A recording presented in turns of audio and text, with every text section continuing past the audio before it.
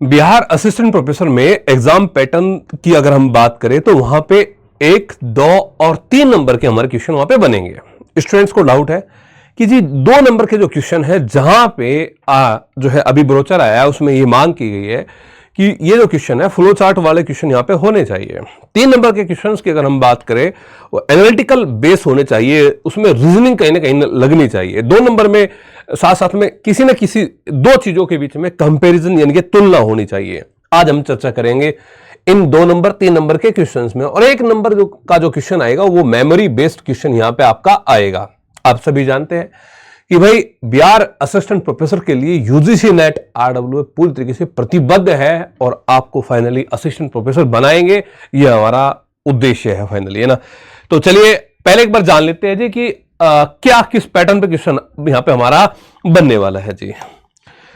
देखो सबसे पहले ये हैंड रिटन नोट्स हमारे हैं, और मैं अगर आपका सब्जेक्ट कोई भी हो, पॉलिटिकल साइंस हो, इकोनॉमिक्स हो, ठीक है चलेगा, लेकिन आप जानते हैं कि मेरा सब्जेक्ट तो हिस्ट्री है, तो मैं आपको हिस्ट्री के ही माध्यम से आपको इनमें आपको बता सकता हूं कि किस तरीके से चीजें आपको लेके चलनी है। जो हिस्ट्री वाले स्टूडेंट है उनके लिए तो बहुत ही काम का ये यहाँ पे रहने वाला है, क्योंकि प्रॉपर तरीके से हम आपके लिए यहाँ पे काम कर रहे हैं और पूरे सब्जेक्ट्स हम यहाँ पे लेके आएंगे। जैसे कि 2 नंबर का एक क्वेश्चन आया कि प्राचीन भारतीय इतिहास के पुनर्निर्माण में पुरातात्विक स्रोतों की भूमिका और सीमाओं को संक्षेप में बताइए। क्या बताना है जी? प्राचीन भारतीय इतिहास के पुनर्निर्माण में पुरातात्विक स्रोतों की भूमिका और सीमाओं को संक्षेप में बताइए। अब यह क्वेश्चन अगर 2 नंबर का हमारा बनता है तो 2 नंबर में, अब ऐसा तो है नहीं 2 नंबर में 2 पेज लिखने हैं, नंबर को देखते हुए तब हमने चीजों को करना है। इसको मैं 2 तरीके से यहां पे कर सकता हूं। हमने किस पे बात की? हमने बात की यहां पे पुरातात्विक स्रोतों पे। पुरातात्विक स्रोतों की क्या बतानी है? भूमिका बतानी है। पुरातात्विक स्रोतों की क्या बतानी है? सीमा यहां पे बतानी है। तो कुछ भूमिका के पॉइंट, कुछ सीमाओं के पॉइंट, और जैसे कि बताया गया है कि 2 नंबर के क्वेश्चन में आप या तो फ्लो चार्ट से आप समझाएंगे या एक छोटा सा पैरा के माध्यम से आप समझाएंगे। तो मैंने दोनों ही पैटर्न यहां पे ले लिए। आप दोनों ही तरीके से इस पे काम यहां पे कर सकते हैं कि पुरातात्विक स्रोत है जैसे कि भौगोलिक विस्तार की जानकारी, भाई इसकी भूमिका पूछ रहे हैं कि पुरातात्विक जो स्रोत है, आर्कियोलॉजिकल जो सोर्सेज है, उसकी भूमिका क्या है। हमने कहा कि भौगोलिक विस्तार की जानकारी इससे मिलती है। अब आप कहेंगे कैसे मिलती है? हम कहेंगे अभिलेख। भाई अशोक के अभिलेख है, अशोक के कोई अभिलेख जो है पाकिस्तान से मिला है, कोई महाराष्ट्र से मिला है, कोई आंध्र प्रदेश से मिला है, तो इससे हमें क्या मिल रहा है? भौगोलिक जानकारी मिल रही है। एक वर्ड में लिख लिया। व्यापारिक जो संबंध है, व्यापारिक संबंध की जानकारी कैसे मिलती है? आर्कियोलॉजिकल सोर्सेज से, भाई सिक्कों के माध्यम से। रोम के सिक्के अगर भारत में मिल रहे हैं तो इससे हम क्या लगाएंगे? हाँ जी, हमारा ट्रेड चलता था इनके साथ में। व्यापारिक, तकनीक और सांस्कृतिक उन्नति, इसका पता कैसे चलता है? मर्दबांड। तो मर्दबांड क्या है? आर्कियोलॉजिकल सोर्सेज है। सिक्के मोहरे क्या है? Archaeological sources. अभिलेख क्या है? Archaeological sources. और हमने इसको किसके माध्यम से समझाने का प्रयास किया? एक एग्जाम्पल दिया, एग्जाम्पल के माध्यम से हमने इसको बताने का आपको यहां पे प्रयास किया। अब इनकी सीमाएं क्या है पुरातात्विक स्रोतों की? तो यहां पे सीमाएं जो दी गई है कि भौतिक अवशेषों का नष्ट होना, भाई ये तो होंगे ही, बहुत लंबा समय इनका हो जाता है, तो भौतिक अवशेषों का नष्ट होना। अपठनीय लिपि, क्योंकि हमें लिपि तो मिली है हड़प्पा की, लेकिन उसको अभी पढ़ा नहीं गया। ये कहीं ना कहीं किसमें आएगी? बाउंड्रीज में आएगी।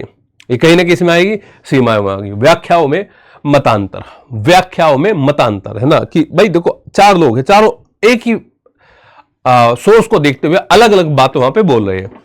तो ये 2 नंबर के क्वेश्चन में आपके लिए सफिशिएंट है। अब इसी चीज को अगर हम पैराग्राफ में लिखे, अथवा करके मैं आपको यहां पे आपको बता रहा हूं, इसी चीज को अगर हम पैरा में लिखे कि भाई प्राचीन भारतीय इतिहास को समझने में पुरातात्विक स्रोतों की भूमिका बहुत महत्वपूर्ण है, क्योंकि ये घटनाओं के समकालीन होते हैं और उनमें साहित्यिक ग्रंथों की तरह बाद में फेरबदल करना संभव नहीं होता है, क्योंकि ओरिजिनलिटी जो हमें पुरातात्विक स्रोतों से हमें मिलती है।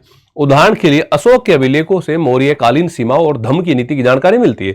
आज हम अशोक की धम्म की नीति के बारे में अगर जानते हैं तो कहां से जानते हैं? आर्कियोलॉजिकल सोर्सेज के माध्यम से ही तो जानते हैं। हालांकि इन स्रोतों की अपनी कुछ सीमाएं भी है, कई भौतिक अवशेष अपनी मूल अवस्था में नहीं मिलते, एक और हड़प्पा की लिपि का आज तक पढ़ा नहीं जा सका है, इसे इतिहास की कड़ियां अधूरी रह जाती है। तो कुल मिला के बात मैंने क्या की है यहां पे आपसे? मैंने कहा है कि 2 नंबर के क्वेश्चन में आपसे पुरातात्विक स्रोतों के संबंध में उसकी जो भूमिका है और उसकी जो सीमाएं है वो आपसे चर्चा यहां पे की गई है। तो हमने दोनों ही पैटर्न पे यहां पे आपसे चर्चा कर ली है कि इस तरीके से चीज आपसे यहां पे बनेगी जी। एक 3 नंबर का क्वेश्चन है, मान लो कि मैंने इतिहास का यूनिट नंबर फर्स्ट का सबसे पहला टॉपिक यहां पे आपसे चर्चा करने आया हूं कि पुरातात्विक स्रोतों की सीमाओं को ध्यान में रखते हुए तर्क दीजिए कि क्या एक पुरातत्वविद प्राचीन समाज के आम लोगों की सोच को पूरी तरीके से निष्पक्ष होकर समझ सकता है। बताओ, चीजों में एनालिटिक्स लग रही है कि नहीं लग रही है? अब कई स्टूडेंट तो पैटर्न को देख के लगा कि जी इतिहास में कैसे रीजनिंग हम लेके आएंगे। इतिहास में रीजनिंग ये है, इतिहास में एनालिटिक्स ये है कि यहां पे आपको पुरातात्विक जो स्रोतों की जो सीमाओं है उनको ध्यान में रखते हुए तर्क देना है कि क्या एक पुरातत्वविद प्राचीन समाज के आम लोगों की सोच को पूरी तरीके से निष्पक्ष होकर यहां पे समझ सकता है। तो 3 नंबर में आपको चीजों को लेकर चर्चा यहां पे करनी है कि एक पुरातत्वविद भौतिक अवशेषों के आधार पर आम लोगों की सोच को पूरी तरीके से निष्पक्ष होकर नहीं समझ सकता। इसके पीछे तार्किक कारण है। क्या क्या कारण है जी? बात है कि कर सकता है कि नहीं सोच सकता है, बिल्कुल उसको तो बात आएगी भाई जी अभिजात वर्ग का झुकाव, यह शासक अभिजात वर्ग का झुकाव कहीं ना कहीं रहता है। जैसा शासक चाहता है वैसे ही पुरातत्वविद वहां पे कर सकता है। तो कहीं ना कहीं हम ये कह सकते हैं कि निष्पक्ष होकर यहां पे नहीं समझ सकते। एक कहा कि मूक अवशेष, इतिहासकार का दृष्टिकोण। तो हमने इस प्रकार से 3 बात पूछी है 3 नंबर के क्वेश्चन में, तो हमने तीनों पर यहां पे आपसे चर्चा कर ली है। बात समझ में आई होगी आपको मोटी मोटी। अच्छा, एक क्वेश्चन है कि मान लीजिए कि दक्षिण भारत के एक पुरातात्विक स्थल से भारी मात्रा में रोमन सिक्के और उत्कृष्ट पोलिसदार मृदभांड NPBW मिलते हैं, लेकिन वहां कोई लिखित ग्रंथ नहीं मिलता। इस खोज के आधार पर आप उस काल के आर्थिक संबंधों और तकनीकी के विषय में क्या निष्कर्ष निकालेंगे? लग रही है जी एनालिटिक्स या नहीं लग रही है? निश्चित तौर पे लग रही है। मान लेना है, क्या मान लेना कि एक पुरातत्विक स्थल से भारी मात्रा में सिक्के मिले हैं और वो NBPW वहां से पोलिसदार मृदभांड मिलते हैं, लेकिन वहां कोई लिखित सोर्स नहीं है। आप क्या इससे आइडिया लगाएंगे? आपको आइडिया लगाना है, क्या लगाना है जी कि इस पुरातात्विक खोज के आधार पर 2 तार्किक निष्कर्ष निकाले जा सकते हैं। उन्नत अंतरराष्ट्रीय व्यापार, यानी कि अगर वे सिक्के रोमन सिक्के मिले हैं तो कहीं ना कहीं हमारा उनके साथ में क्या होता था, इंटरनेशनल ट्रेड हमारा उनके साथ में चलता था। दक्षिण भारत में रोमन सिक्कों की भारी मात्रा यह इंगित करती है कि उस काल में भारत और रोमन साम्राज्य के बीच सीधा समुद्री व्यापार था। दूसरा कि तकनीकी और सांस्कृतिक प्रगति, यानी कि उत्कृष्ट पोलिसदार NBPW की प्राप्ति यह दर्शाता है कि स्थानीय कारीगरों के पास उच्च तापमान वाली भट्टियां और चाक का उन्नत तकनीकी ज्ञान था। शब्दों पर भी कमांड करनी है, शब्दों में आपके दम होना चाहिए। अगर शब्दों में दम है तो निश्चित तौर पे आपका नंबर पूरा पूरा मिलेगा। लिखित साक्ष्य न होने पर भी हम भौतिक अवशेष यह संकेत करते हैं कि समाज आर्थिक और तकनीकी रूप से अत्यंत समृद्ध था। ठीक है, बन गया ना। अब एक 2 नंबर का क्वेश्चन है कि उत्खनन से प्राप्त मृदभांड किसी प्राचीन संस्कृति की पहचान का आधार कैसे बन सकते हैं? लगाओ जो एनालिटिक्स लगाओ उस पर। एक क्वेश्चन है जैसे कि मान लो कि पुरातात्विक उत्खनन पद्धति के ऊर्ध्वाधर या लंबवत उत्खनन और क्षैतिज उत्खनन के अंतर को फ्लो चार्ट से समझाइए। तो वर्टिकल और हॉरिजॉन्टल यानी कि क्षैतिज उत्खनन क्या है, लंबवत उत्खनन क्या है, इसको आपने फ्लो चार्ट से यहां पे समझाना है। समझा दो जी। 3 एग्जांपल वर्टिकल के ले लो, 3 एग्जांपल जो है यहां पे हॉरिजॉन्टल के ले लो, और तीनों 3 एग्जांपल जब ले लेंगे दोनों पार्ट्स के तो हमारा कौन रोक सकता है भाई, हमारा नंबर कट जाएगा।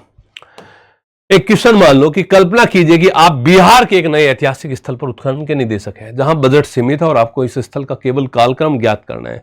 ऐसी स्थिति में आप ग्रिड विधि और खाई विधि में किस विधि को चुनेंगे और क्यों? कोई 3 तर्क दीजिए। अब आप सोच रहे होंगे क्वेश्चन कहां से लिए हैं?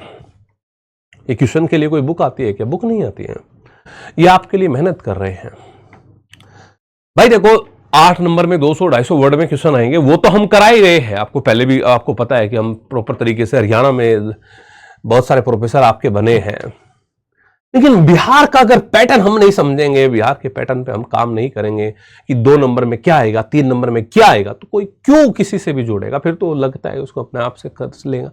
हाँ, इतिहास के विद्यार्थी को हम ये कहीं ना कहीं विश्वास दिलाते हैं कि आपको जितना कंटेंट आपको दिया जाएगा वो कहीं ना कहीं आपके लिए सफिशिएंट होगा, और बाकी भी हमारे लगभग सभी सब्जेक्ट्स में हम आपको बिहार के लिए प्रोफेसर की तैयारी कराएंगे।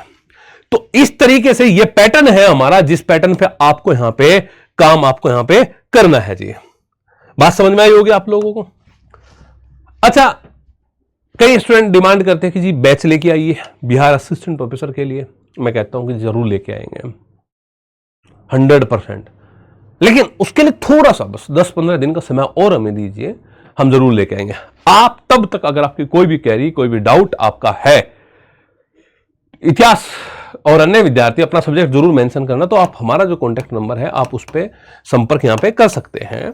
और है ना, क्योंकि कोई भी चीजें है, देखो जब टीचर्स के साथ में विश्वास के साथ आप जोड़ते हैं तो और विश्वास बढ़ेगा आपका, तो तब ही ये जर्नी कोई एक दिन, 2 दिन की, 4 दिन की नहीं है। ये जर्नी यहाँ पे 1 साल लगभग पूरी इस भर्ती प्रक्रिया में लगेगा। तो उस भर्ती प्रक्रिया के लिए भाई आपको अपने टीचर, अपने संस्थान पे आपका विश्वास यहाँ पे होना चाहिए। तो आप जरूर, अब अगर आप तैयारी कर रहे हैं असिस्टेंट प्रोफेसर बिहार की, तो व्हाट्सअप आप जरूर करना भाई। कोई भी डाउट, कोई भी क्वेरी होगी आप जरूर पूछना। अच्छा, बहुत सारे स्टूडेंट सोचते हैं कि भाई अभी हमारा नेट के लिए भी हम तैयार कर रहे हैं, हमारे छोटे भाई बहन तैयार कर रहे हैं नेट के लिए। तो मैं आपको बता दूं भाई, नेट के लिए हमारा इससे सस्ता शायद ही है कि कहीं कोई आपको बैच उपलब्ध कराता होगा। किसी भी विषय में मैं बात कर रहा हूँ, जो विषय हमारे पास में भी चलाए जा रहे हैं पेपर 1, 2 के लिए, ये कॉम्बो बैच है 15 जुलाई तक, जिसका जो चार्ज है वो 1999 रहेगा आपका। तो आप जल्दी से जल्दी उसको ज्वाइन करा दीजिए, ठीक है जी। ये सब्जेक्ट का है और ये पेपर फर्स्ट का है जी। तो रोजगार विद अंकित एप्लीकेशन हमारी है, जहां आपको ये सब कुछ यहाँ पे मिलने वाला है। बहुत बहुत धन्यवाद। जय हिंद, नमस्कार दोस्तों।